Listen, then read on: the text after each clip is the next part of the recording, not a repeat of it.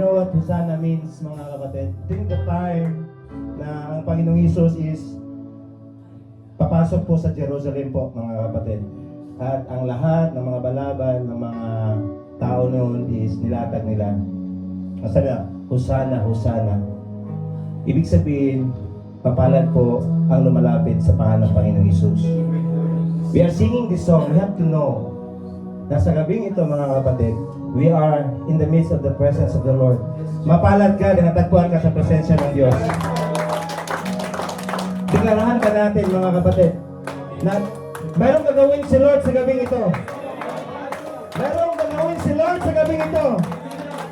Can we shout amen? Mayroong gagawin si Lord sa gabing ito. Hallelujah! Hallelujah! Hosanna! Hosanna!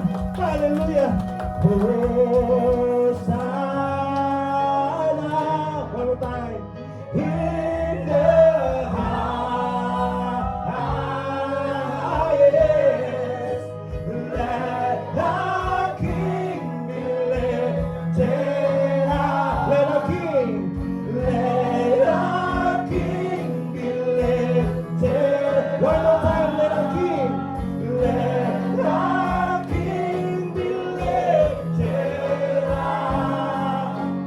Hosanna.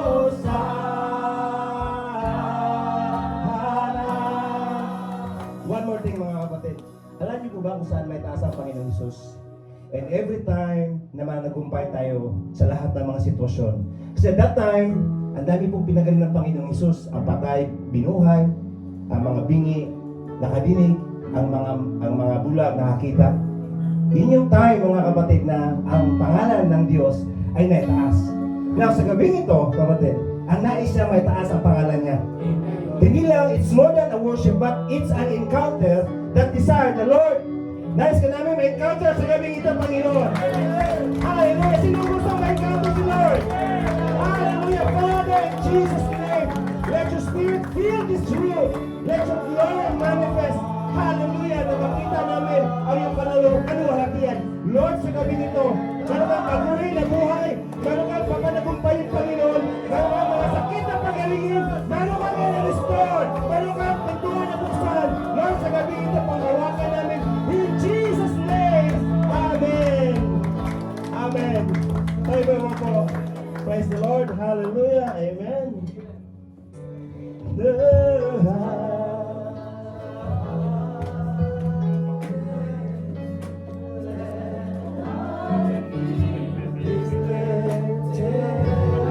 Thank you, Jesus.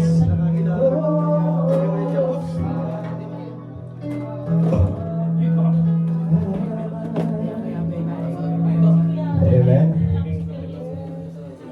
Praise God.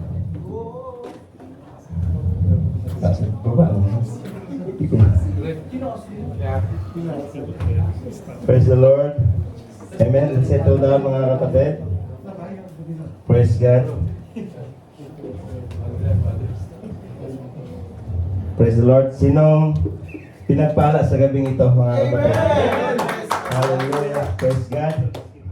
So, ngayon pa lang, mga kapatid, iklarahan natin na tayo po ay managumpay na sa Panginoon. Amen ba tayo doon? Meeting blessed. Amen. Palapakan natin muli si Lord. Hallelujah. Welcome po ang bawat isa. At nandito po tayo sa ating tema sa buwan na ito, Spirit Guided Believers. Na kung saan, mga kapatid, it's more than that mayroon tayong banal na espiritu bagos nandun yung guide niya. Now, lahat po ng pagiging Kristiyano, mga kapatid, is very impossible if we say that we are Christian, then wala tayong banal na espiritu. The moment that we receive the Lord Jesus, genuinely, not religiously, okay, when we have, kung nais nating mai-commit ang ating buhay, tinanggap natin ang Panginoong Hesus, nandiyan po ang banal na espiritu na nahansa sa atin. Amen ba tayo doon?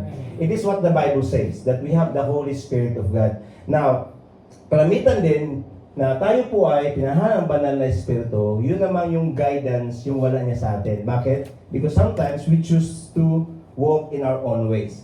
Now, pagdating ng banal na espiritu, mga kapatid, one thing na kanyang ginagawa sa ating mga buhay. Amen? Aside na i-comfort ka, tulungan ka, tandaan natin, the Holy Spirit is to comfort us, to help us, to empower us, to nurture us. Lahat ginagawa niya, mga kapatid. At ang the best na ginagawa niya is to conform us in the very image of Christ Jesus. Ibig sabihin, mga kapatid, lahat ng mga nanais natin sa mundo, in addition lang yan.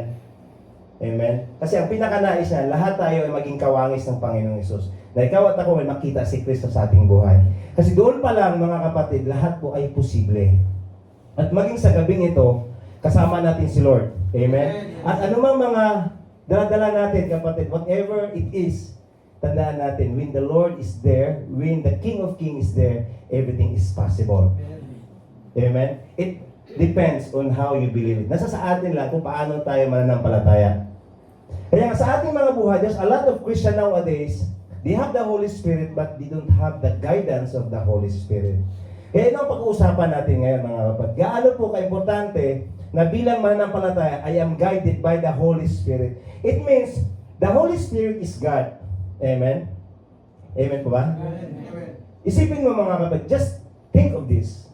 That God Himself living in you, guiding you, going through you, kumbaga ginigiyahan ka sa lahat ng pagkakataon para po ang buhay mo ay mananagumpay. The power, because the Holy Spirit, mga kapatid, is the power of God na sa ating mga buhay. He wants us to be victorious sa buhay nito.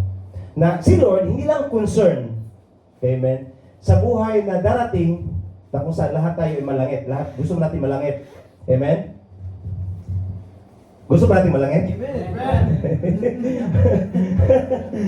Pero concern din si Lord, mga kapatid, sa pang-araw-araw. Kaya nga nandito yung guidance niya sa ating mga buhay. Amen po? Praise God. Tuloy po tayo. Ito yung pinaka-main verse natin. Proverbs chapter 3 verse 5 to 6. Ang sabi niya, trust in the Lord with all your heart, not lean on your own understanding. In all your ways submit to Him, and He will make your path straight. Trust in the Lord with all your heart. Yung trusting na to, mga kapatid, napakahalaga to, na kung sa paglakad natin, ito yung meaning na we are guided by the Holy Spirit.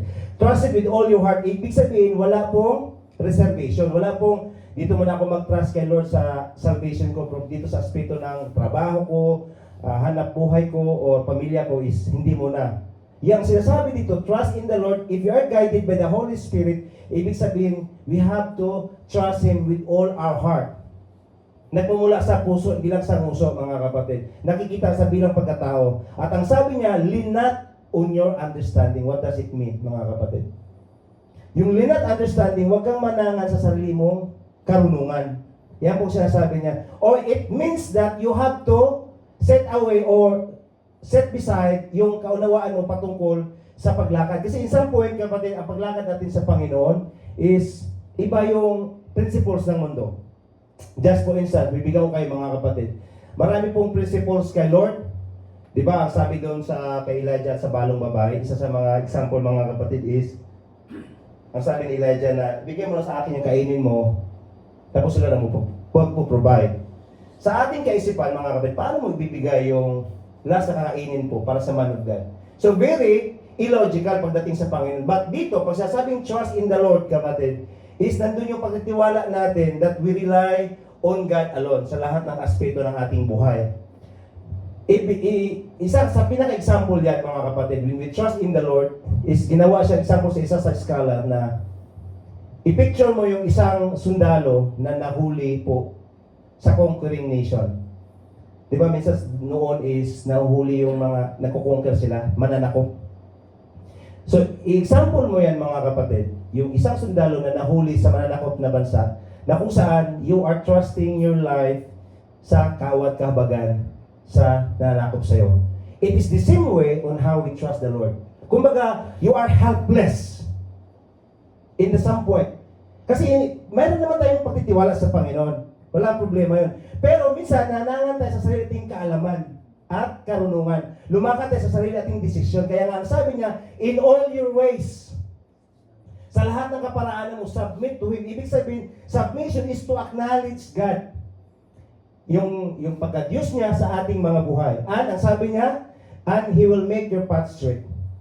Itutuwid niya ang ating mga daraanan. Kapatid, wala namang gusto siguro dito na madidelay ang mga pagpapala ng Lord. Tama ba?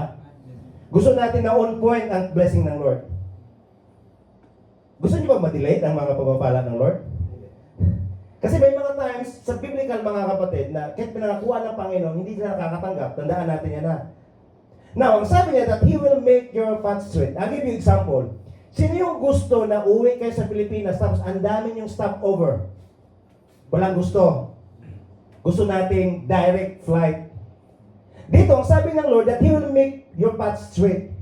Pag sinasabing nandun yung guidance ng banal na Espiritu, He will guide you into the path of the Lord. Na kung saan mga kapatid, na hindi katulad ng Israelites, na instead na 40 days mag-travel sila, ano po nangyari sa kanila? Umabot po ng 40 years. It is the same way, kasi marami pong mga stopover. The same way din sa atin mga kapatid. Kung wala si Lord, ang dami nating mga tinatawag na mga diversion. Hindi natin kumbaga, we are missing out the blessing of the Lord. Bakit? Because our path is not straight. Now dito, tuturuan tayo kapatid, if we are guided by the Holy Spirit, we trust in Him, hindi tayo nanangas sa ating karunungan, and we submit to Him, He will make our path straight. Kumbaga, He will make it directly kung ano ang nais at plano niya. And when you step on that, the blessing is waiting for you. Tandaan natin mga kapatid, no? Pagdating sa Panginoon, kapatid, it's on your decision kung paano tayo lumakad. Now, paano natin magkakaroon ng diretso sa paglakad? Through submission, through trusting, and that means the guidance of the Holy Spirit. Naunawaan natin mga kapatid. Na ang pangako ng Panginoon, hindi lang yan pinangako mga kapatid. Tandaan natin ito palagi. Hindi lang yan katulad ng tao na mapapako. Ang daming pangako ng Panginoon. Pero hindi na naranasan ng tao, katulad ng mga Israelites, yung mga time ni Moses, pinangakuan sila na makapunta sa promised land, but not actually, hindi talaga sila nakapunta. Bakit? Because of their disobedience. Instead na 40 days lang itatravel yung lugar na yon from Egypt to Canaan, umabot na ng 40 years. The same way din sa atin. If you don't have God, lalo na pag wala kang Diyos, at kahit nandito tayo, pag wala kang guidance sa banal na Espiritu, your life will be in the loop. Ano in the loop? Ikot-ikot lang. Walang mangyari. Akala mo pagpapala, but it's not the blessing of the Lord. Bakit? Because your path is not straight. At makapagdiretso ng ating mga lakad, mga kapatid, is only Him. Amen ba tayo doon? Sa Diyos lang, mga kapatid. Walang pag-asa sa mundong ito. But ang pag-asa natin na may lakad nating tama, ang ating pananampalataya, is yung guidance ng Banal na Espiritu. Kaya nandito ang Banal na Espiritu to help us, to guide us. Na ikaw at ako, hindi ka nag-isa. Kung be aware tayo na ang buhay ko pala ay nandyan ang Banal na Espiritu. So paano natin ito makilala? Through study the Word of God, para magkaroon tayo ng pagtitiwala sa Kanya, at hindi tayo manangan sa sariling kaalaman. Kasi minsan sa atin, mga matatalino tayo eh. Minsan pa sa katalinuhan natin, nakikipag-away tayo eh. Mga kapatid. At hindi tayo nagpapasubmit kung ano yung nais ng Lord. Kaya minsan sa atin, mayroong mga diversion. Mayroon tayong maraming stopover sa buhay. Now, which is Lord, ang plano ng Lord, na saglit lang. Kaso, sa ating will, kapatid, pinili natin na nakakaroon tayo, mga kapatid, ng mga stopover. At ang nais ng Lord, that ang ating mga buhay, maging diretso sa Kanya. Bakit? Kasi ang pumapala, hahabol yan sa'yo. Tandaan natin na ang pagiging Kristiyano, ang blessing, hindi ka maghahabol. Kapatid, the blessing will run for you. And that is the promise of God. Kaya nga, He will make our path straight. He will guide us through the very blessing. Kasi pag si Lord, mga kapatid, dumaan tayo sa kanyang kaparaanan, blessings yun, mga kapatid. Amen po. Palapakan natin si Lord. Praise the Lord. Amen. Hallelujah. Now, bakit ko kailangan na magiyahan ng Banal na Espiritu? Why I need to be guided by the Spirit? Amen. Eh, tanong ba natin ito mga kapatid? Bakit ko kailangan na mag-guide sa Banal na Espiritu? Ang sabi niya dito, kapatid, for those who led by the Spirit of God are the children of God. So, hindi ka lang ngayon guided, but led it. Anong led it? Pinamunuan, pinangunahan ng Banal na Espiritu. Now, hindi po totoo na anak ng Diyos. Kasi ang sabi niya, those who are led, yung pinangunahan at pinamunuan ng Banal na Espiritu ay mga anak ng Diyos. Now, those are the children of God, but those who are not led, yung hindi nagpapagay, mga kapatid, alam mo yung maglilid? Ibig sabihin, manguna siya sa buhay mo. Yun ang mga anak, the Bible says. So it means, basically, mga kapatid, hindi lahat ay anak ng Diyos. Those are led by the Spirit of God, are the children of God. What is the Bible says? So pag children tayo ng Diyos, nandun talaga yung blessing, mga kapatid.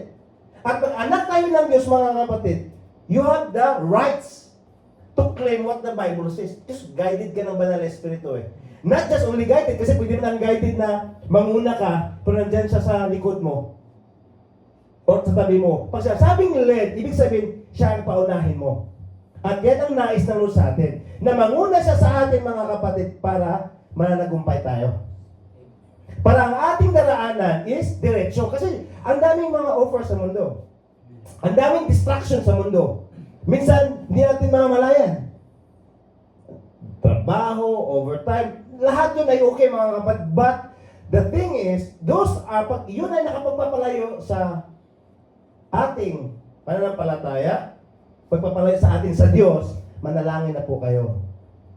Because in some point, that is the distraction na ilalayo kayo ng kaaway sa pinakasalita ng Diyos. Kasi bakit? Ayaw ng kaaway na mananagumpay ka. Ang gusto ng kaaway na malulugnok tayo. Pero sa atin kasi ang pagpili, mga kapatid. So piliin natin na to be led by the Spirit of the living God. Okay ba tayo doon? Amen! Hallelujah!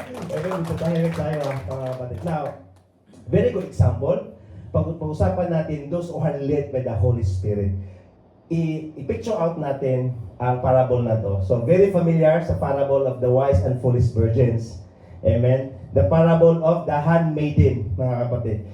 So, ang parable na to, mga kapatid, is ito yung about sa kasalan at that time sa Jews. Now, babasahin ko muna bago tayo sa historical concept. This is the Lord Jesus speaking. Amen. Ang sabi niya, at the time, at the kingdom of heaven will be like 10 virgins who took their lamps and went out to meet the bridegroom. 5 of them were foolish and 5 were wise. The foolish ones who took their lamps but did not take any oil with them. The wise ones, however, took the oil in jars along with their lamps. The bridegroom was long time in coming, and they all become drowsy and fell asleep. So lahat sila nakatulog, no? At midnight, the cry rang out, here's the bridegroom, come out to meet him. Then all the virgins woke and trimmed their lamps. 8. Foolish one said to the wise, give us some of your oil. Our lamps are going out. Sa 9, no. They replied, they may not be enough. There may not be enough for both of us and you. Instead, go to those who sell oil and buy some of yourselves. But while they were on their way to buy the oil, the bridegroom arrived, and the virgins who were ready went with him and the wedding banquet, and the door was shut. Later, the others also came. The Lord, Lord, they said. Humabol sila, no? Open the door for us, sa 12. But he replied, truly I tell you, I don't know you. Therefore, keep watch because you do not know the day of or the hour. Now, historical concept. Pag sabing parable, kapatid, it is a spiritual truth to be understand in the physical situation. Ibig sabihin, bakit mayroong parable? Para maunawaan natin ano ba ang nasa kalangitan. So there is a spiritual truth, and to understand that, hinahalintulad siya ngayon sa isang physical na situation, which is about the meeting the bridegroom and the bride. So historically, mayroon pong 3 categories ang kasal ng mga Jewish noon. Una is yung agreement ng both parents. Amen. Pangalawa, mga kapatid, betrothal, yun yung engagement. At ang pangatlo, that is consummation. Ibig sabihin, that's marriage already.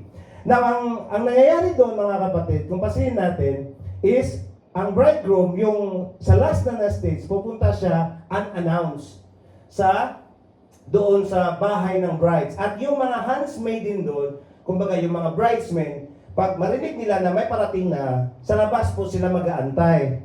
So, ang ginagawa nila, i-cater nila o mayroong hospitality na sasamahan nila ang bridegroom doon mismo sa pangasalan niya. So yun yung historical concept niyan, mga kapatid. At dito, hinalintulad po ng Panginoong Hesus, mga kapatid, ang anong meron sa kalangitan. Now, ano yung isa sa katangian na meron sila? They are all virgins, no? Ibig sabihin, we can call that they are all Christians. We can say that, kapatid. They are all Christians. They are all believers. Amen? Now, dito is bakit tinawag ang iba na matalino at ang iba, ang lima, is mangmang, mga kapatid. Now, take note dito. Ang sabi dito, mga kapatid, lahat sila po ay nakatulog. Amen? Lahat sila nakatulog. At hindi lang yan, yung antok na hindi lang basta tulog. Alam mo yung tulog na tulog, drowsy and fell asleep. Yan pong sinabi dyan dahil po sa kakaantay ng groom na darating. Now dito, dumating ang midnight. At lahat sila ay nagising, mga kapatid. Na kalaunan, dinala nila yung mga lampara nila, mga kapatid. Ang lima is, ang sabi niya, naubusan na kami. Amen? Now, ang sabi na, humingi sila, mga kapatid, at this time. Natandaan natin dito, kapatid, na may magandang aral to sa ating mga buhay. Since ito is, ang iba is, yung lima is, ready sila. Ang lima, hindi sila ready, wala silang, kumbaga, extra kapatid. Tandaan natin, lahat sila ay sumunod, lahat sila ay nakatulog, walang pagkakaiba sa atin. Now, yung dumating ang bridegroom, mga kapatid, so, naghahanda na sila. Ngayon, ang nangyayari, mga kapatid, is, ang sabi nila is, bigyan niyo po kami. Ang sabi niya kasi kulang. Now, take note, bakit kailangan nilang humingi, mga kapatid? At bakit hindi po pwede na, sumama ka na lang kasi meron lang para naman kami, di naman tayo mawawala eh. Tama po ba? Bakit dito makita natin na naghihingi sila at hindi rin nagbigay yung limang babae? Kasi ang sabi niya, maging kulang ito sa amin. Tandaan natin, they are all virgin, ibig sabihin they are all Christian. So, tandaan natin na kasi meron tayong minsan na may mga pangaral tayo na usap na rin natin sa labas. Sige Brad, pag save ka na. So, i-reflect natin ito kung totoo ba yung mga sinasabi nila, mga kapatid, no? Kasi they're all believers, they're all waiting in the Lord. They're all asleep, mga kapatid. And yet, makita natin dito, mga kapatid, okay? Ang sabi dito, nung dumating na ang bridegroom, ang lima nakapasok. Ang lima hindi nakapasok, mga kapatid. At tumabog sila. At ano ang sabi po, mga kapatid? Since pumasok na, sirado na, mga kapatid, ano sinabi nila? Sabi niya, Panginoon, buksan yung pintuan. Ibig sabihin, humabol sila, mga kapatid. But ang sabi, he replied, truly, hindi sila kilala. Mga kapatid. Kaya nga, dito, ang sabi niya, pinagbabantay tayo. Kasi hindi natin alam ang oras at panahon, paano darating. Now, ano ang ginawa, mga kapatid, sa babae ito? Di ba? Nagkakaroon sila ng ibang daan dahil hindi sila ready. Their path is not straight before the Lord because of not prepared, mga kapatid. Kaya nga, sa gabi nito, mga kapatid, tuturuan tayo ng Panginoon. Para yung ating paglilingkod at paglakad, pananampalataya, na kung saan is, nandun yung diretsyo sa Panginoon, mga kapatid. Now, isa yan sa minsan noon, mga kapatid, siguro mga 2018, ang sabi ko, sa buhay ko na gagawin ko lahat. Kasi pagdating ng Panginoon is, pwede naman humingi ng tawad. Siguro kung mayroon kayong mga ganong kaisipan, mga kapatid, no? Hindi mo na ako maglilingkod kay Lord. Gagawin ko yung gusto kong gawin, pamumuhay ko na gusto ko. Kasi at the end of the day, pagdating sila, hingi ako ng tawad. Dito, kung pansinin natin, mayroon ba silang chance humingi ng tawad?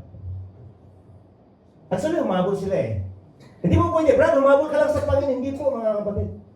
Because once the Lord is there, there's no chance. Lagi mong sinasabing, wala na pong chance, kapatid. Katulad dito, mga kapatid. Even na, humabol sila, Lord, buksan yung pintuan. Anong sabi ng Lord? Hindi sila kilala, mga kapatid. Kaya magbantay tayo ngayon, ang sabi ng Panginoon, therefore keep watch because you do not know the day and hour. So ito yung nais ng Lord sa atin, mga kapatid, that we will reach in every destination. Isa lang po ang destination natin, mga kapatid. Ano bang gusto natin marating, mga kapatid? Pagdating sa eternity, walang buhay na walang hanggan, meron ba itong kahulugan sa atin? Does it matter to you? Tandaan natin, marami tayong choices sa mundong ito. Choices tayo nga, pabanjing-banjing lang, parelax-relax, that is your choice, kapatid. Brad, bakit niya kanina? Papadala mo na ako, diyan mo nang gawain. Palagi naman yung gawain eh. Brad, malalaba mo na ako. Marami tayong choices. Pero pa sa Panginoon, there's only two choices. Either you are in heaven, or you are in hell. Either the door is shut, ang 5 naka-enter, at ang 5 nasa labas. Now choose, kapatid. Amen? Praise God, lampahan natin si Lord. Grabe ang amen. Mga boys, have a seat, mga kapatid. Amen. Praise God. Sige po. So ano yung choice na ating gagawin, mga kapatid? Kasi dito, minsan, ang pagiging Kristiyano, you have to be led by the Spirit of the living God. Kasi doon magmamatter ang eternity natin sa bawat desisyon natin sa bawat buhay. Tandaan natin, ulitin ko ulit, kapatid, you have a lot of choices sa mundong ito. Pagpadala, maglalaba, lahat pwede niyong gawin, pwede kayo mamili. But pagdating sa eternity, there's only two choice. Either you are inside or you are in the outside. It means, are you in the heaven or are you in the hell? Very good reflection sa atin. Kasi sila, yung 4 na babae o yung 8 o 10 babae, sila lahat nag-aantay, sumusunod, mga kapatid, pero hindi sila nakapasok lahat. Hindi ito pananakot, mga kapatid. We have to be aware ng sabi ng Panginoon, pag Kristiyano tayo, we have the Holy Spirit. The Holy Spirit is to help us, to guide us. Dahil pag hindi ka guided ng banal na Espiritu, hindi lang guided, ulitin ko ulit, you are being led, pinapamunuan, pinapangunahan, hindi tayo anak ng Diyos. Pag hindi ka anak ng Diyos, sigurado yan, hindi ka makakapasok sa karya ng Diyos. Kasi hindi ka anak eh, hindi ka kilala eh. This is a caution sa ating mga buhay sa gabing ito. Kasi ang ating nais sa ating mga kapatid to be a direct flight. Wala pong mga stopover. Kasi pag mag-stopover ka, mga kapatid, it's your choice actually. Hindi choice ng Lord yan, mga kapatid. Ngayon, pag-usapan natin, ang buhay natin dito parang Bayford lang. Anong Bayford? Hamog lang. Na isang oras, ang sabi ng Panginoon, mawawala. Now, we have two choice. Ano ba ang pipiliin ko? Ipagpalit ko ba ang buhay na walang hanggan, na makasama si Lord, or, mga kapatid, pipiliin ko yung gusto ko dito sa mundo na maalanganin ang aking buhay na walang hanggan. Amen? So, very clear, ha? Very clear? Nakapamili na ba kayo? Nakapamili na ba kayo? Yes! Kapatid, wala pong dalaw-dalawang isip dito, kapatid. There's only two choices. Your destination will be upon on your choice. So, pag-usapan natin ngayon, mga kapatid, is we are guided. If you are spirit-led or spirit-guided believers, you are guided into eternity. Ibig sabihin, hindi ka lang panglupa, kapatid. Bagkus is, ang ating punteriya, ang destination natin is yung buhay na walang hanggan. But along the way, the Lord will back you up. Kung gusto nyo chamsa, alam niyo yung chamsa? Sip-sip, mga kapatid. Chamsa. Sa banal na espiritu tayo, magpa-chamsa, kapatid. Kasi the power of heaven will back you up na ang sabi siguraduhin niya, mga kapatid, na malagpasan natin at makapunta tayo sa buhay na walang kasama si Lord. Along the way, the blessing will come through, mga kapatid. And yan ang nais ng Lord sa atin. Na ang ating pagpunta dito, mga kapatid, hindi ito basta-basta. Mga kapatid, na Thursday ngayon, okay, magsagawain ako. Kumbaga, there is a seriousness on this things. Meron pong seryoso na pinag-uusapan natin. Kasi makita natin, mga kapatid, na ang Diyos is buhay. Sabi nga ng Psalm, mangmang lang ang nagsabi na walang Diyos. So, hindi dapat tayo makasama dun sa 5 na mangmang. Dapat maging matalino tayo. Paano ba maging matalino? Hindi dahil maraming alam sa salita ng Diyos o nangangaral. Kasi marami din nangangaral, hindi makapunta sa kalangitan. That's so, mga kapatid. Kaya tayo magbantay. Disiplinahin natin yung mga sarili, ilakad natin, magpapagay sa banal na espiritu dahil sigurado ang katiyakan natin. Nakadesisyon na ba kayo? Oh, mahina-hina pa. Oh, meron namang nagdesisyon dito. Amen. Kay Lord tayo? Amen. Praise God. Tuloy tayo, mga kapatid. So first thing, pag tayo po ay guided ng banal na espiritu, it means that you are walking a life of crucifixion. What does it mean? What does it mean a crucified life? Ang sabi ni Apostle Paul sa mananampalataya sa Galatians, those who belong to Christ Jesus have crucified the flesh with its passion and desires. Are we belong to Christ? Amen. Very clear. Are we belong to Christ? Amen. Amen tayo. Ang sabi niya, have crucified. Now, dito, pansin natin, he's talking about the believers. Tama? Kumausap siya sa mga mananampalataya. Ang sabi niya, have crucified the flesh. Ibig sabihin that it is you who have crucified it. Kasi tapos na po, na-crucified ang Panginoong Isus. Ibig sabihin, it is your decision to crucify your flesh. Ano po ibig sabihin to crucify? To put to death. Ano po yung nasa flesh? Yung passions. Ano po yung mga passion natin? Brad, passion kong mag-games. Brad, passion kong maglaro ng basketball. Gawain, okay lang yan. Kapatid, I will tell you frankly, kung 35 years old na kayo at above, wala na pong chance mag-NBA ha. Huwag nyo lang naisip, kapatid. Maglaro tayo o maglaro po para sa pagpapawis at pagtatawag na to win more soul. But huwag natin gawing magiging isang, kumbaga, kompetensya din. That, mga passion, ano yung mga passion nyo, mga kapatid? Ano yung mga passion nyo? Pag ang passion na yan, hindi sa Panginoon, hindi naka-glorify sa Panginoon, kapatid, you need to crucify it. Pag sabing crucified, you need to put to death. It is something that you have to do. Kailangan kong gawin ito. Ang katawan ito, marami itong gusto, kapatid. Pero kailangan ko siyang gawin. Kailangan ko siyang patayin ang mga passion na to, pagnanasa to, yung desires, mga kapatid. Ano yung mga desires na ito? Tatlo pong desire na to. Lust of the flesh. Lust of the eyes. Kung anong gusto mo rin. Ang lust of the flesh, kahit gusto ng flesh mo, yun ang masusunod. The pride of life. Yung maraming gustong maabot, mga kapatid. Ang sabi niya dito, you have to crucify it. Ibig sabihin, you have to put to death para makapagpanguna siya sa'yo. Bakit? Kasi pag hindi siya ma-put to death, mga kapatid, sasabihin ko sa inyo, hindi makapaggalaw ang banal na Espiritu sa atin. Hindi ka mag-guided by the Holy Spirit. Bakit? Kasi your emotion, mangunguna siya sa buhay mo. Tandaan natin, the Lord doesn't say, follow your heart.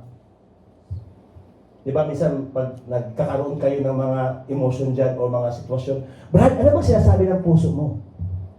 Yun na. Maganda pakinggan, no? Ba't hindi ang sinasabi ng Lord? Ang sinasabi dito is, sabi ng Panginoon Sos, sumunod ka sa akin, huwag mo sundin puso mo. Kasi ibig ng puso mo, lililangin ka niyan. Your heart is deceitful. Kumbaga, huwag tayo magpadala sa emotion natin. Yan po, pag sabing guided ka sa banal na Espiritu, you live a crucified life. Na kapatid, it's not easy. Kasi once you receive Jesus Christ, nandun pa yung flesh natin. Pag ang flesh mo, ang maksa mag-desisyon, hindi talaga madali. Pero patiliin natin yan mamaya. Okay po ba? Bakit kailangan nating to have a crucified life? Pag sinasabing crucified life, mga kapatid, ulitin ko ulit, yung buhay mo na pinapatay mo, hindi physically, yung passion mo at desire na nakapagpapalayo sa iyo kay Kristo. Yan po ang sinasabi dyan. Bakit po?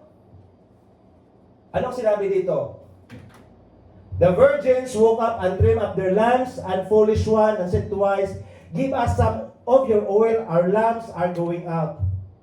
No, they replied, there may not be enough for both of us. You instead, go to those who sell and buy some of yourself. Ano yung mga bagay na hindi natin pwedeng ibigay sa kapwa natin? Even ipamana, your faith, you cannot give it to others. Tandaan natin ha, even sa pinakamamahal, kumbaga kapatid, hindi mo kayang dipahan kahit ang pinakamamahal mo. Sino man yan, si Mrs. man yan, anak man yan, parents man yan, hindi mo siya kayang dipahan, mga kapatid. This is the thing na hindi nila pwedeng ibigay at hindi rin pwede mo isama. Tama ba? Hindi man sinabi na, sumama na lang kayo sa akin kasi wala naman kayong oil eh. Okay lang, mawala kayo. Mayroon pa naman kami. Sama-sama tayo. Pagdating sa kaligtasan, pagdating sa blessing, it is individual. Kapatid, hindi ko kayong dipahan. Ako mismo hindi ko kaya kayong dipahan. O sino man yung nangangaral dyan, kapatid, na bakit po kailangan natin na maging crucified life tayo? Because the Lord wants us a spiritual intimacy. Bakit? Dahil ang kasalanan o ang mga bagay, mga passion natin, mga desire natin is yan ang hadlang ng magkakaroon tayo ng spiritual intimacy sa Panginoon. Pag sinasabing intimacy, yung closeness, pagkakilala sa Panginoon. Kaya pansinin natin, itong mga apat na babae, 5 babaeng ito, wala silang extra na langis, mga kapatid. Yung ano lang ba, padalo-dalo lang. Okay pa tayo doon? Dadalo lang ako, okay na. Hindi pa kapatid. You have to have a personal relationship, a personal intimacy sa Panginoon. Kusapin mo si Lord. Kasi ang aking intimacy sa Panginoon, ang revelation I can share to you, pwede ko sabihin sa inyo, pero hindi ko pwedeng dalhin kayo kung anong meron ako. Unawaan natin mga kapatid. Yan po ang sabing guided by the Holy Spirit. If you are guided by the Holy Spirit, you live a crucified life. Because God wants us an intimacy for you and for me. Because sin is the hindrance. Sin causes separation. Ang kasalanan magsiseparate sa atin, mawala ang intimacy na. Kaya nga minsan, pag mga mag-aasawa, mga kapatid, bakit nawala yung intimacy? Pag nagkakasalang isa, tama? The same way, sa Panginoon, kung ang babae o lalaki, nagkakaroon ng ganitong sitwasyon, how much more kaya si Lord? Kung nakaranas kayo mga kapatid na mayroong mga third party, third wheel, di ba nawala minsan ang intimacy, hindi makakasundo. Bakit? Because there is a hindrance. Sa Panginoon din, isa lang ang hindrance natin. The sin. Keep us separated. Kaya hindi tayo makakaroon ng intimacy. Kumbaga, Kristiyano ka, pero namumuhay ka sa mundo. Ano ba yung mga tinatawag nating mga desires, yung mga vices natin, na hindi natin nabibitawan? Ang dami, no, mga kapatid. Now, kayo po nakakalam po ano yun. But I will tell you now, mga kapatid, sasabihin ko sa inyo ngayon, mga kapatid, that we have to be careful. Ang sabi niya, magbantay, be watchful. Amen? Seryoso? Palaman natin si Lord? Hallelujah! Amen! Return natin ang chapter 5. Ang sabi niya, since we live by the Spirit, unanahan tayo sa banal na Espiritu, let us keep in step with the Spirit. Na, ito na mga kapatid. Alam niyo, ibig sabihin, sabi niya, if we live by the Spirit, let us keep in step. Ibig sabihin, meron din nanahan sa banal na Espiritu, pero hindi lumakad ayon sa kanyang kaparanan. At a very good example niyan, yung keep in step. Tingnan niyo ako mga kapatid. Okay, mga bata, yung mga bata na maliit, di ba tuturuan yung paglakad? Okay, ganito yan. Ang mga bata, ipatong nila sa paa ng parents nila, tapos nilalakad nila.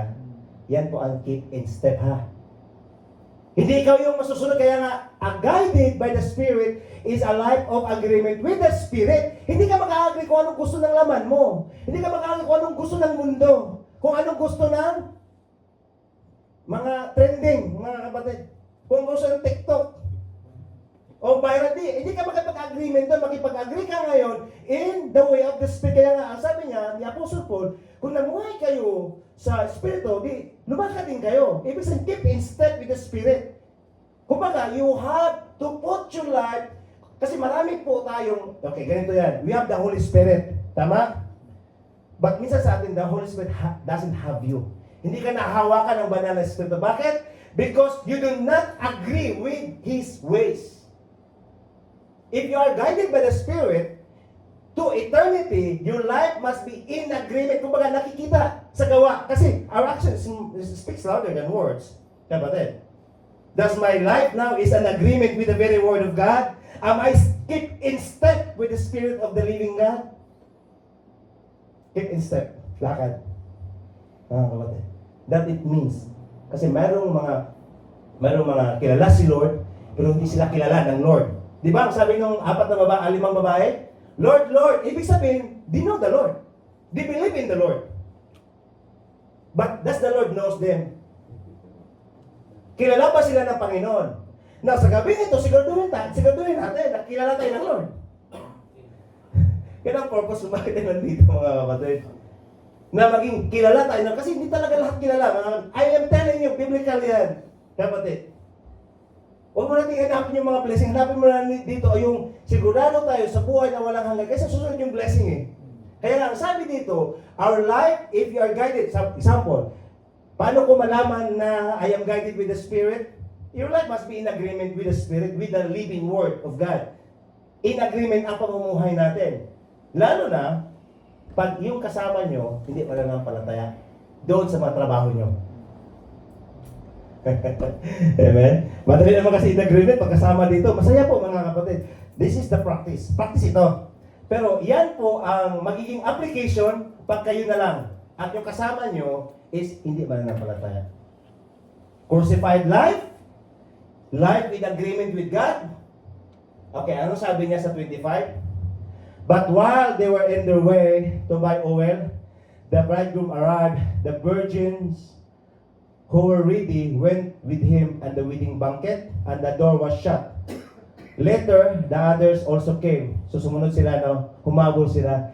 Pagdating sa Panginoon, no, hindi pwedeng humabol. Kaya doon na dati sabi ko, okay lang gagawin ko lahat. Pagdating ng Panginoon, maghingi ko ng tawad. Hindi pala pwede yun. Kapatid.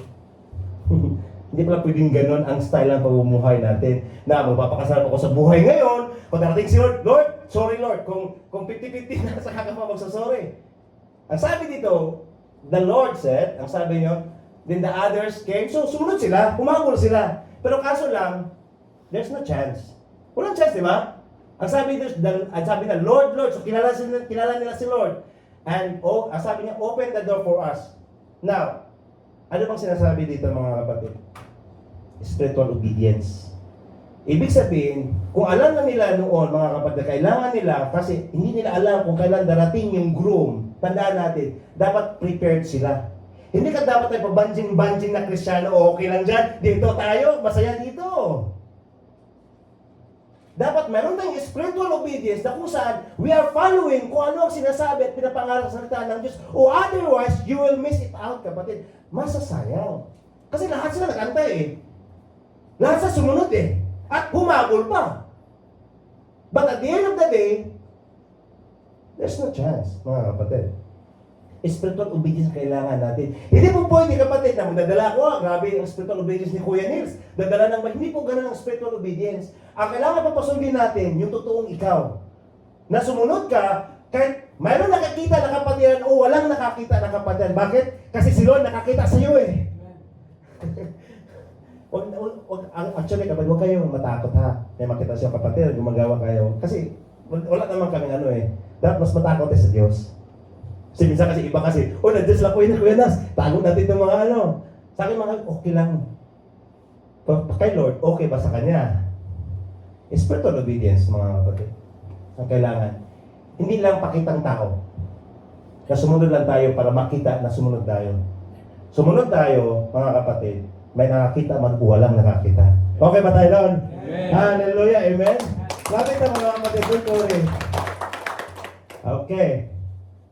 Pangatlo, mga kapatid, if you are guided by the Holy Spirit, we have to have a life of humbleness. Ang buhay na magpakumbaba. Anong sabi niya? Let us not become conceited. Ano ibig sabihin ng conceited? Yung para magtama ka sa lahat ng bagay. Hindi ka na mapagsabihan, mga kapatid. Yung ibig sabihin ng conceited. Lalo na sa spiritual. Brad, ito ako, ito yan. Brad, ito yung tama. Tama, mga kapatid. Ang sabi, let us not become conceited. Yung parang, alam mo na lahat ang gagawin. Oy, bata ka ba? Huwag mo pagsabihan. Oy, mangingisda ka. Karpintero ka. Huwag mo sabihin na paano ko mangingisda. Kasi karpintero eh.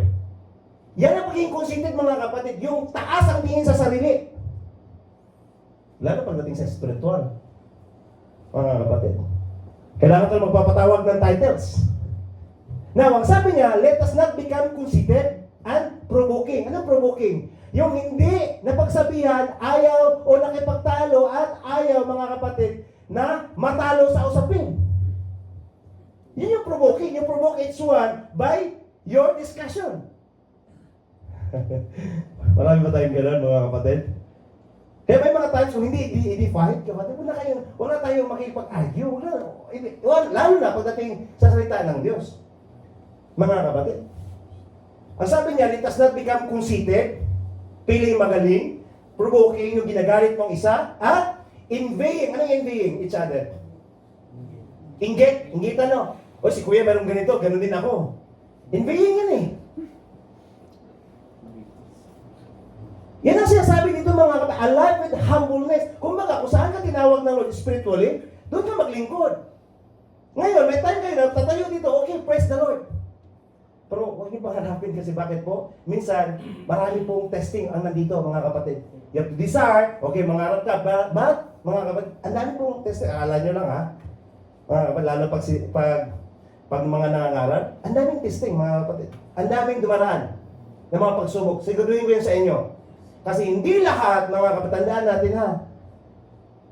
Okay, behind the scene is marami po talaga, lalo na sa mga nangangarap. Kayo isi-isi lang, hindi po mga kapatid.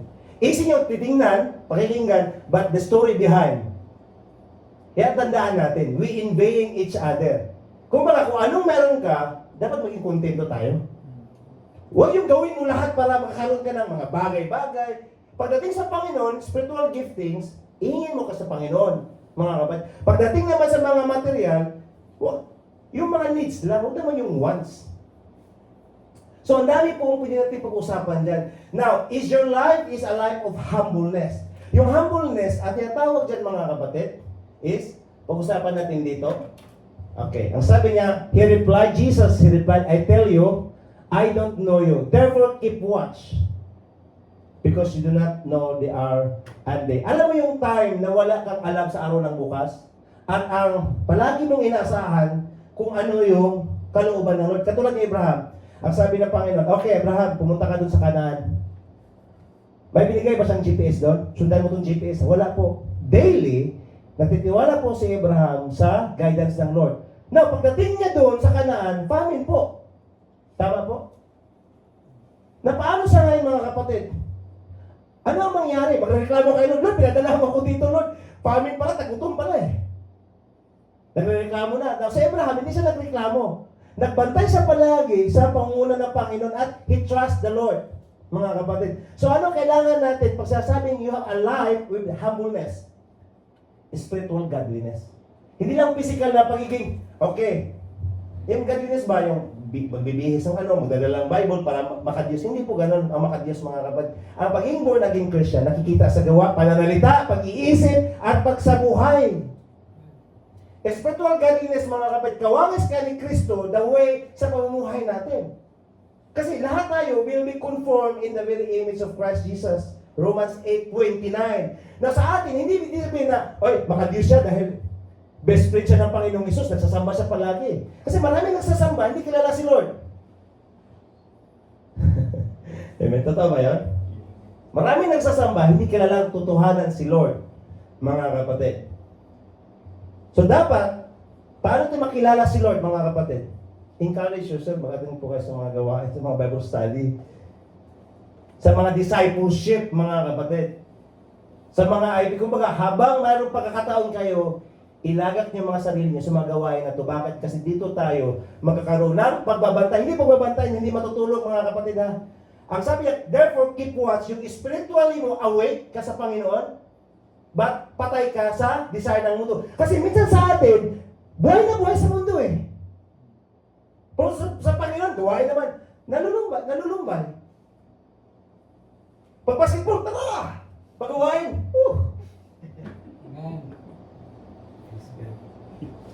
Dapat mga kapatid, dapat pagdating dito, lahat tayo ay buhay na buhay kaysa gawain ng Panginoon, kaysa dito sa mundo, mga kapatid. Pag sa gawain ng pagsuport tayo, yes! Doon tayo minsan nadidisip ng kaaway. Tandaan natin, matalino ang kaaway, mga kapatid. Hindi yan bobo. Matalino yan. Kumbaga, ididisip tayo minsan sa mga design na mayroon tayo. Sa mga tinatawag na mga passions at mga pagnanasa kung anumang meron dito sa mundo, mga kapatid. Do you need, nais ba natin to be guided by the Holy Spirit? Amen. Kasi pag guided na, maging anak tayo ng Diyos, mga kapatid. Are we desire to be guided and led by the Spirit? That is your choice. Hindi ko kayo pwedeng pilitin, mga kapatid. I cannot force you. I cannot push you. But at the end of the day, it is your choice, kapatid.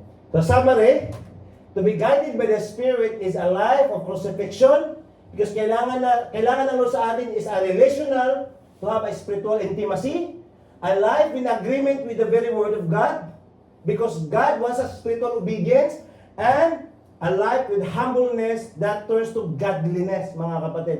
Reflection, bakit po? Because the Spirit does not operate automatically. Hindi ka ipoposes ng banal na Espiritu, ha?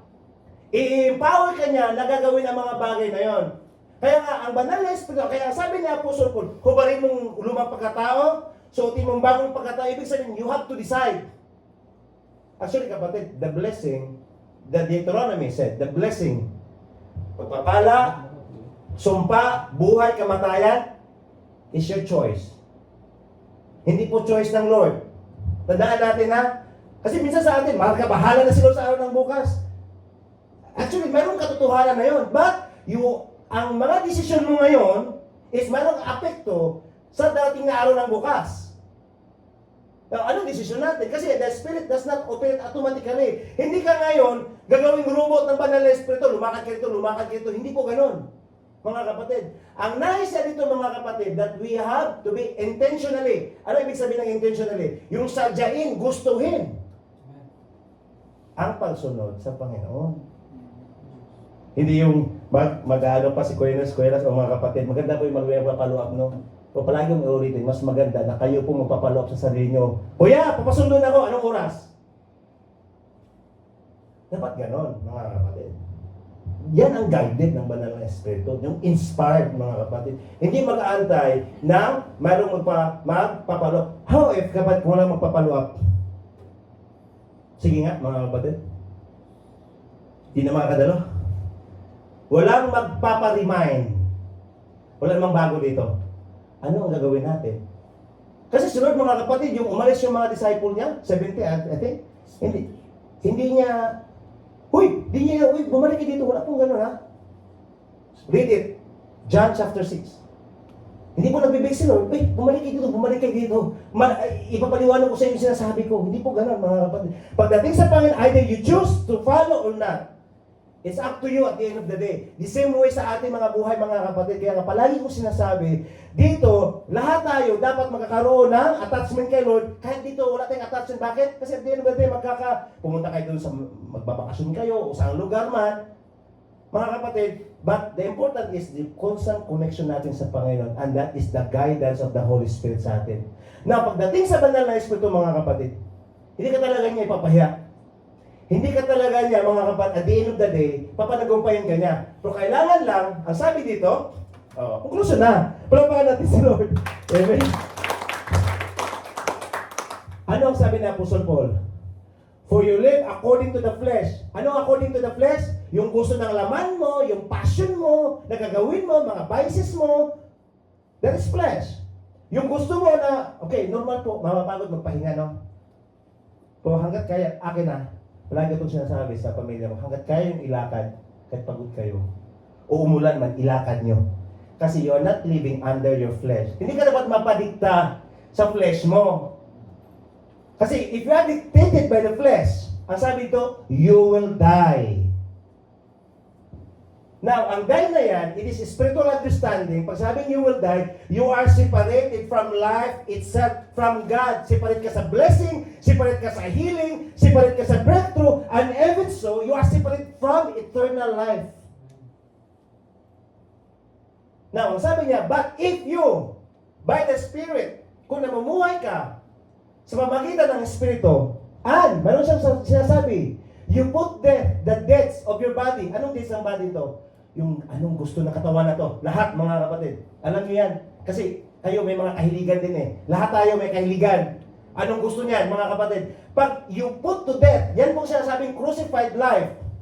Ang sabi niya, you will live. Ibig sabihin, if you are led by the Spirit, your path is very clear.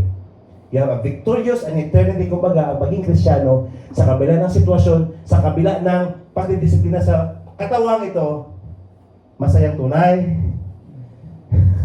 Masaya ka ba tayo? Amen. Very direct ba yun, mga mga pangalan, mga kapatid? Kasi hindi na tayo baby, mga kapatid. Kaya huwag nating bibihin ang ating flesh. Huwag nating bibihin ang ating pananampalataya. Bakit? Because we do not know. Kung darating na si Lord mamaya, hindi ako pwede, Lord, hindi ako handa eh. Lord, hindi ito naturo, Lord eh. Kapatid, you have to be caution. Kasi dito, ang isa sa mga katangian ng mga babaeng yun, they are virgin. Ibig sabihin, they are believers. They follow Jesus. But the thing is, hindi sila handa. Kaya nga, pinag-usapan natin ito mga kapatid, para maging handa tayo. When we are guided by the Holy Spirit, we are ready. Kung darating man si Lord, mamaya, hindi tayo takot, mga kapatid. Na kung sabihin na, Brad, kung darating na si Lord, mamaya, may mali tayo, uy, wag naman sana.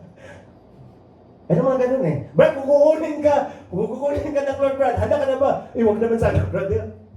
Minsan yun na rin natin. Bakit po? Because you are not ready. Mga kapatid, kaya nga dito, pinaghanda tayo ngayon. Madali lang po mga kapatid. Bakit? Kailangan lang natin mamuhay sa pamagitan ng Espiritu at ang lahat ng pamumuhay natin, maalay niyan kay Lord. Madali lang po maging Krisyano. Hindi po mahirap. Pag i-crucify mo ang sarili mo sa pamagitan ng kagustuhan mo, mahirap yan. Pag i-crucify mo ang sarili mo sa pamagitan ng banal na Espiritu, kumbaga kapatid, occupy yourself with the Word of God. Bisihin mo ang sarili mo sa gawain ng Diyos. Isipin niyo mga kapatid, personal testimony, lahat ng mayroon kayo na hindi mabibitawan nyo yan. That is true. Yan lang po ang sikreto. Hindi po mahirap mga kapatid. Mahirap lang pag sarili mong kaparaanan. Kaya ang sabi sa salita ng Diyos, trust in the Lord with all your heart and do not lean with your own understanding. Sabi mo, kaya ko to. Marami kasi sabing, kaya ko to eh. Pero pag sarili lang, hindi mo talaga kakayanin. But if you say that I can do all things through Christ, kakayanin mo talaga. Mga kapatid. Kaya ba? Kaya po ba kapatid? Kaya nga dito, sabi niya, leading by the Holy Spirit, He lead us to the path of victory and eternity. Yan po ang punteriya natin, kapatid. We are not playing here. Pwede tayo matulog, kapatid. Yan ang katotohanan. Yung mga pagod dyan, pwede po talaga matulog. Kami po, pwede din magpahinga. Pero bakit nandito tayo, mga kapatid? Because this is our destination. Kaya tayo nagpapagal, tayo naglilingkod, kahit pagod tayo, kapatid, nagpapagamit tayo, kasi ang ating buhay is mayroon tayong purpose. At ang purpose natin is eternity. Tandaan niyo mga kapatid. And that is the life that God prepared for you and for me. Are we ready? Amen. Amen. Tayo po tayo mga kapatid. Hallelujah. Praise the Lord. Amen. Praise God.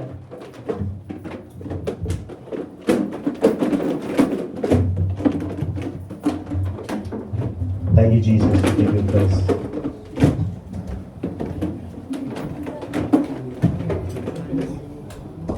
Hallelujah. Amen. Yung mga kanta. Thank you, Jesus. Amen. Hallelujah. Amen.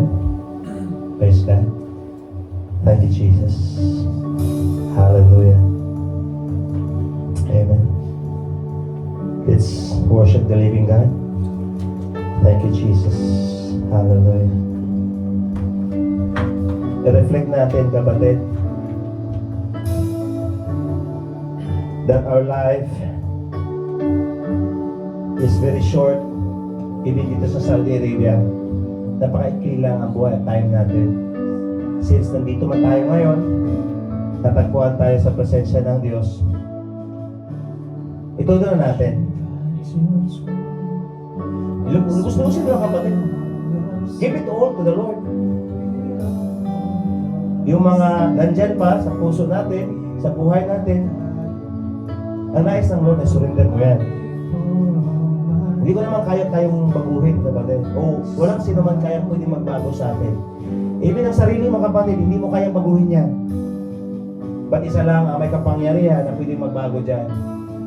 Yan po ang Diyos na meron tayo. At siya din yung may kapangyarihan na magkakaroon tayo ng pananagumpay. Pagpapala, mga kapatid.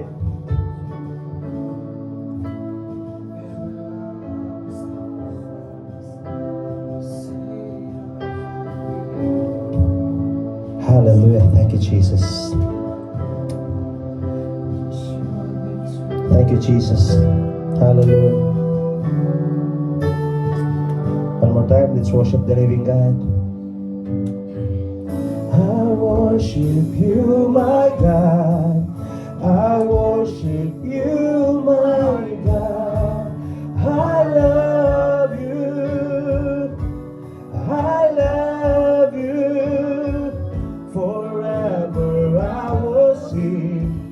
Forever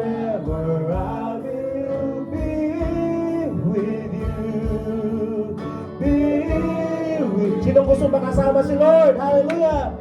I worship you, my God. I worship you, my God. I love you. Declare your love to Him. I love you. Forever I will sing. Forever I will be with you. One more time, church. I worship you, my God. I worship you, my God. I worship you, my God. I love you. I love you. Forever I will sing. Forever I will be with you. Be with you.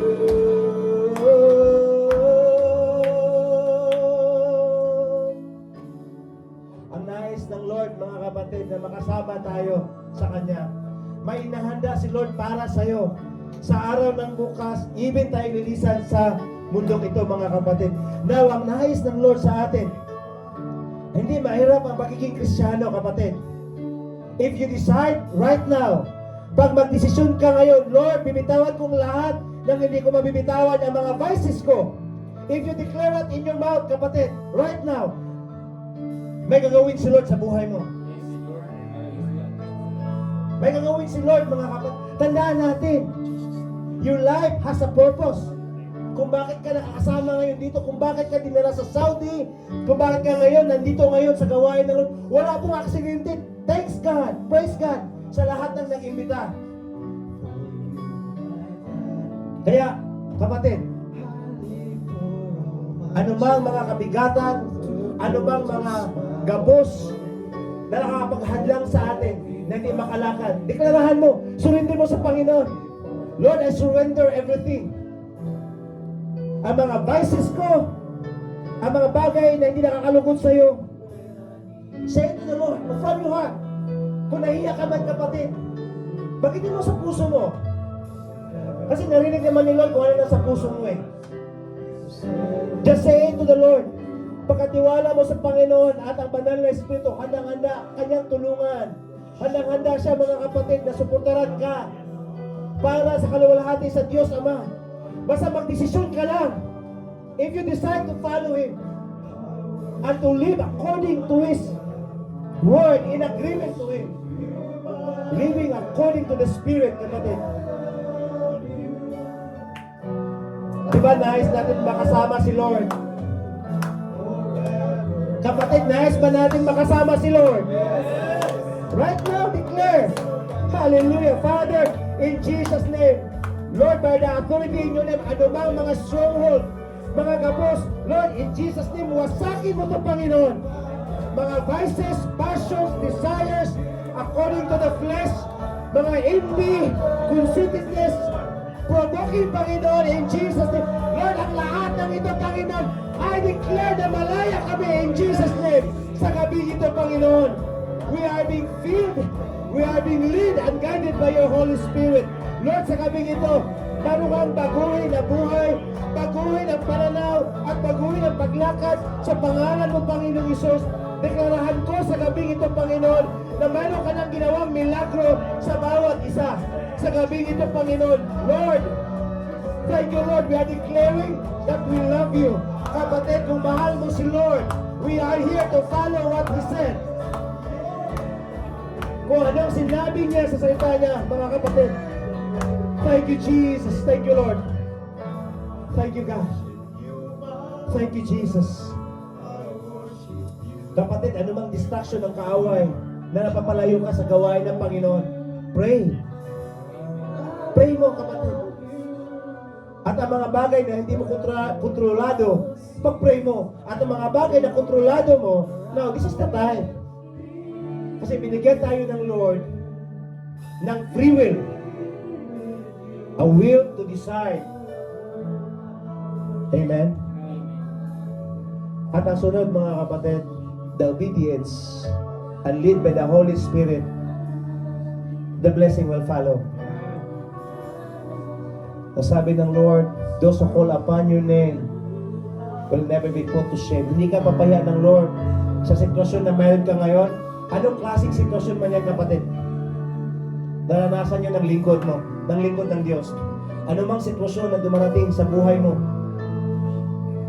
if you start, kung mag-recommend ka ngayon sa Panginoon, lahat tayo, I believe, tumanggap sa Panginoon. Magkaroon tayo ng recommitments kay Lord. I-refresh natin ang unang pag-ibig na mayroon tayo noon. Kung ikaw may nanglalamig na ngayon dahil sa trabaho, napapalayo sa gawain, kung ikaw ba ngayon ay nadidistract sa mga bagay-bagay, nakikita mo ang kamalian instead sa kabutihan ng Diyos, nakikita mo ang sitwasyon instead ang magagawa ng Diyos, ngayon, isa na tayo mga kapatid. Look upon the Lord and desire to be guided by this Holy Spirit. Itutuwid niya ang daan natin, kapatid. Itutuwid ng Lord ang daan mo. He will clear all mga hadlang ng kaaway. I-clear ng Lord yan. The victory is yours, kapatid. Tinawag tayo ng Lord ngayon. Huwag tayong mamuhay according sa gusto ng laman natin. Discipline your body. Discipline your flesh, the desire of this flesh. And desire to live according to the Spirit. At put to death ano mang gusto ng katawang ito, kapatid. Ang sabi niya, and you will live. You will be connected with the blessing. You will be connected with the healing. Maging konektado ka even the life itself. Because God is life. Thank you, Jesus. We give you praise. Hallelujah. Thank you, Jesus. Hallelujah. Kapatid, isa tayo. Kausapin natin si Lord. Personal. From your heart. Father, we are here. Nandito kami, handang-handa nakikinig sa iyo. At through your Holy Spirit, kausapin mo ang bawat isa sa gabing ito, Panginoon. Na pagdating sa iyo, Panginoon, na maging seryoso kami, Lord. Na hindi to biro ang lakad namin. Dahil alam namin na nandyan ang kaaway para manira, magnakaw, at pumatay. At alam namin, Lord, ang in-offer mo sa amin, ang buhay na ganap at kasiyasiya. Kaya, Lord, sa gabing ito, salamat sa mga kapatid na pinili ka, O Diyos, sa kabila ng kapaguran, sa kabila ng mga sitwasyon, sa kabila, Lord, ng pinagdaanan, Lord, nandito ang mga kapatid, Lord. Lord, alam mo ang buhay namin. At alam namin na ikaw ang kayang magbago sa amin. At anumang mga sitwasyon na meron kami, ikaw ay kayang magkaroon ng pananagumpay sa amin. Lord, sa mga buhay ng mga kapatid, sa oras na ito, Panginoon, Lord, I declare na maranasan ang iyong kapangyarihan, maranasan ang iyong kaluwalhatian, na may taas ka, Panginoon, sa bawat sitwasyon na mayroon kami. In Jesus' name. At anumang napapagod, Panginoon, Lord, I declare restoration sa kalakasan in Jesus' name. Na pagkatapos, Lord, sa gawain ito, ma-restore ang kalakasan sa lahat ng mga pagod. Hallelujah. Sa lahat ng mga paandap-andap ang pananampalataya. Lord, patuloy na maging gising at handa sa lahat ng bagay, Panginoon. Lord, meron mga kapatid na nakaranas ng mga sitwasyon. Even kay Kuya Mark, O God, kay Kuya Gilbert. Lord, alam namin na ikaw ang Diyos na may magagawang milagro. Lord, iparanas mo milagro sa buhay nila na maranasan nila, Panginoon. Ano man ang desire mo sa kanilang mga buhay. Thank you, Jesus. Thank you, Lord. Thank you, Lord. Thank you, Jesus. Thank you, God. Thank you, God. Thank you, Jesus. Thank you, Lord. Hallelujah. Just seconds, kapatid. Seconds lang. Ang desire na marinig natin ang boses ng Banal na Espiritu. Nangungusap po ang Banal na Espiritu palagi sa ating mga buhay, kapatid. The Holy Spirit always talking. Minsan hindi natin narinig because of our flesh, because of our emotion, because of the need sa body na to. Kaya, it will be like prayer of Samuel. Speak, Lord, for your people are listening. Mangusap ka sa bawat sitwasyon ng bawat isa na nandito, Panginoon. Mangusap ka, Panginoon. Alam namin na ang bawat isa na mayroong dala-dala ng kabigatan sa pamilya, mag-asawa, kabigatan sa financial challenge, sa trabaho, Panginoon. Nabibigatan, Panginoon. Nabibigatan sa mga relasyon. Lord, marumang nagdududa. Lord, sa gabing ito, Panginoon, we ask for your name, Jesus. Let your Spirit, Lord, na mangusap sa aming mga buhay. Thank you, Jesus. Thank you, Lord. Thank you, God.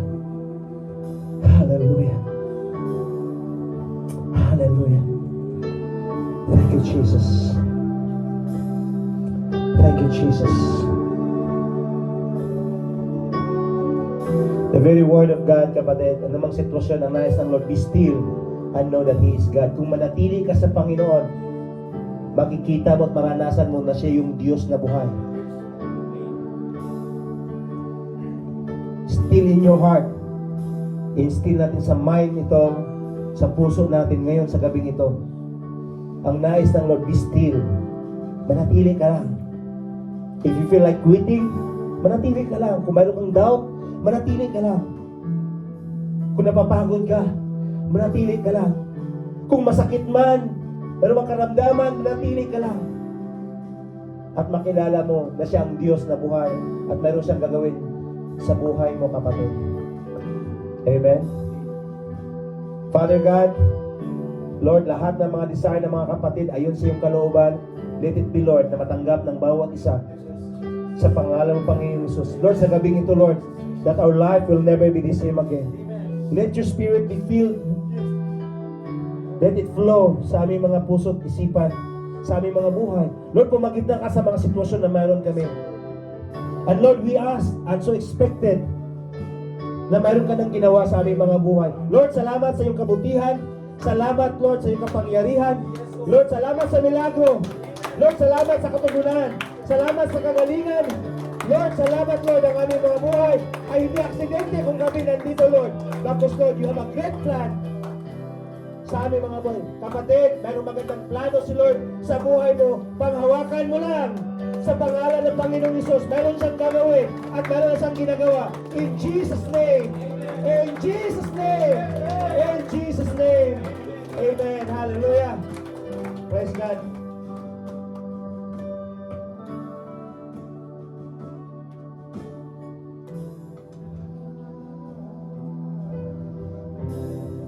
Hallelujah.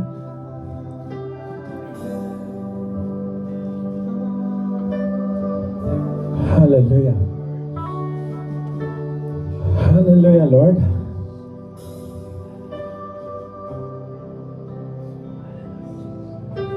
Continue to extend your hands to your people, O Lord. Church, if you heard the very message of God today, do not harden your heart. Ang sekreto sa pananagumpay ay ang magkaroon tayo ng taingang marunong makinig. It's not a challenge. The message of the Lord that is given to us tonight is for us not just only to reflect, but for us to surrender our life to Jesus. Bago natin silyuan sa panalangin sa pagtatapos ang gawain, may I ask you, church, ano ba ang ininvest mo sa personal mong buhay sa oras na to? If we recount the message today, the parable of the 10 virgins, meron pong kasalan, mga kapatid. And we are the bride, Jesus is the groom. Now, ano po ang binalyo natin sa ating mga personal na buhay na attached tayo kaya hindi makakilos ang kapangyarihan ng banal na Espiritu.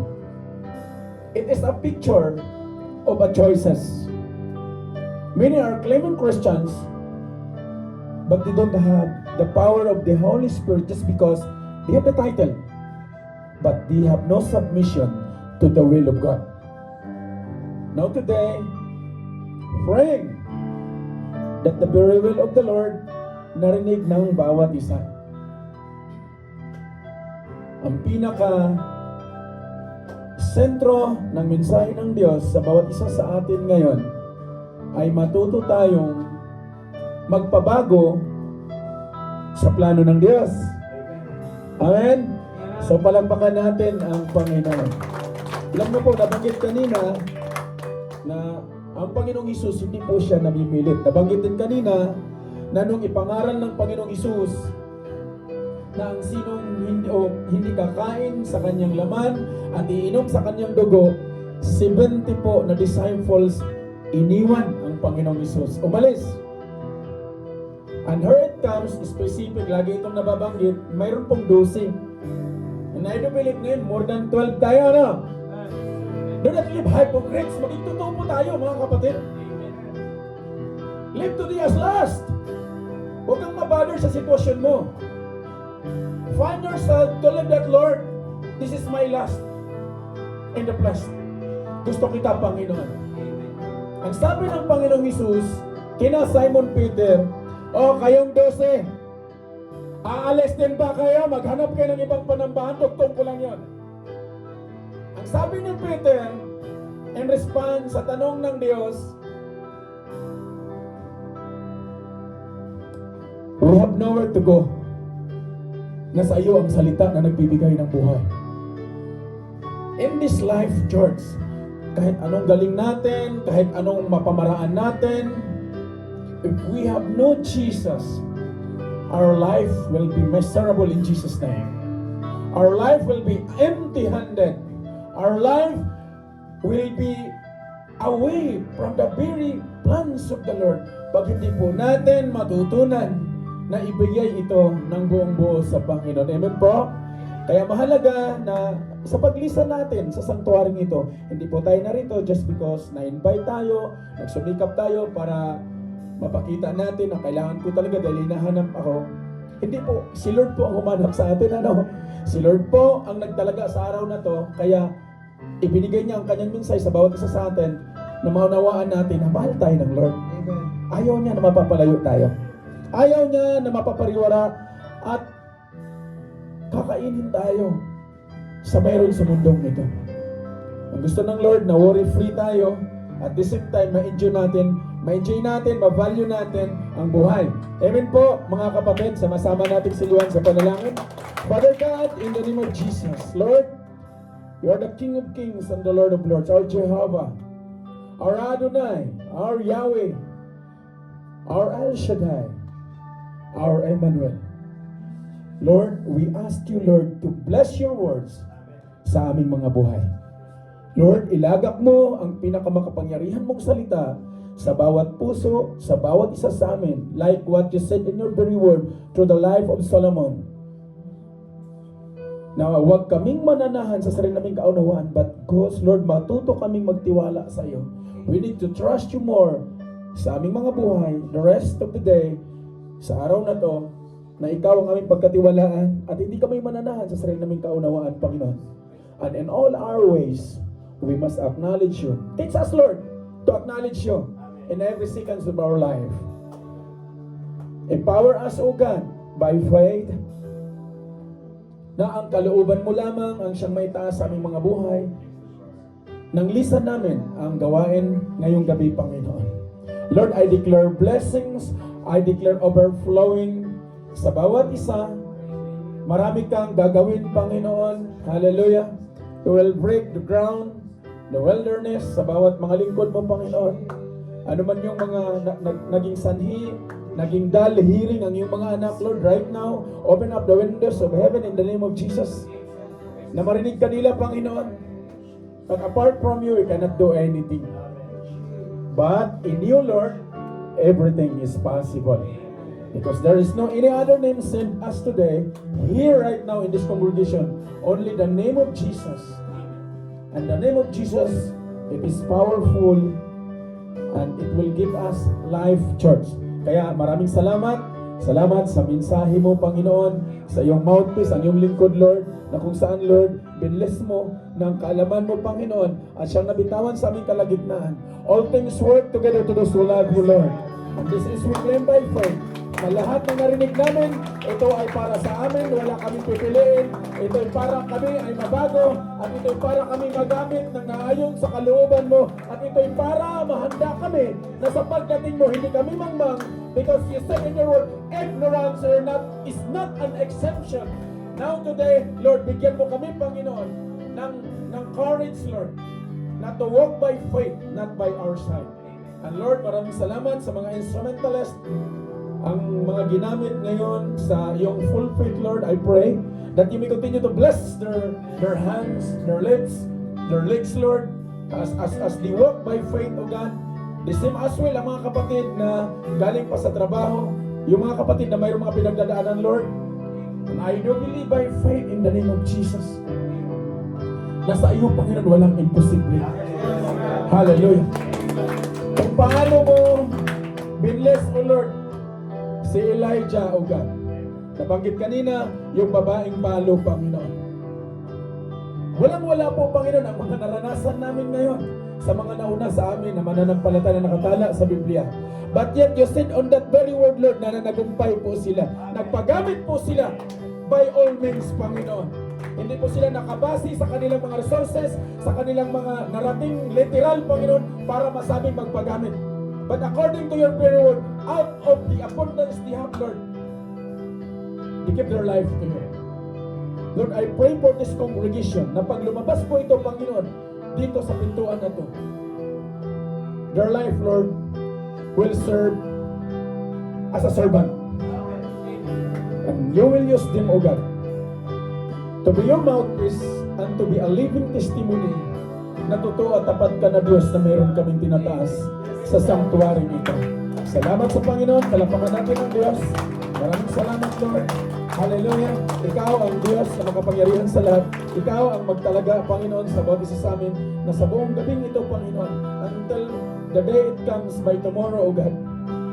Ang mga buhay po namin will be a living testament na natagpuan mo kami sa ngalan ng Ama at ng Anak at ng Banal na Espiritu in Jesus' name. Amen.